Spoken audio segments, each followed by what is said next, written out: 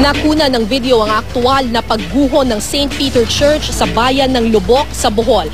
Pero sa gitna ng mga bumagsak na istruktura, nakapagpapaangat naman ang pag-asa ng mga mamamayan ang tinig ng maituturing na living treasure ng mga Boholano, ang Lubok Children's Choir. May news to go si Ruth Cabal.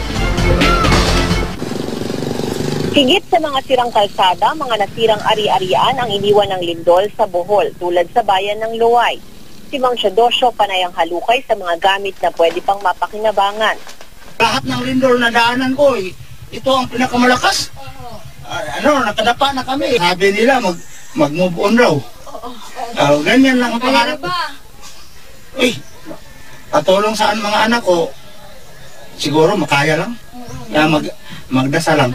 Nabitak din ang mga dingding at haligi at nasira ang mga antigong gamit ng sinasabing pinakamatandang bahay sa buong Bohol, ang Clarin Ancestral House na 173 years old na isa ng museyong tinuturing na heritage house ng National Historical Institute.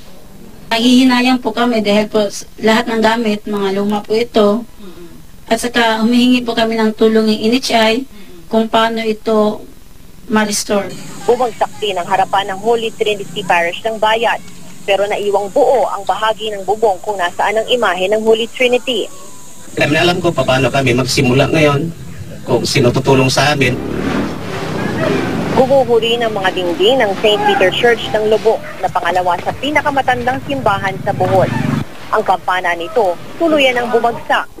Pero hindi pinanawa ng pananampalataya ang mga taga rito na dumalo pa sa misa sa harap ng sirang simbahan. Churches were destroyed because God was so busy protecting our homes.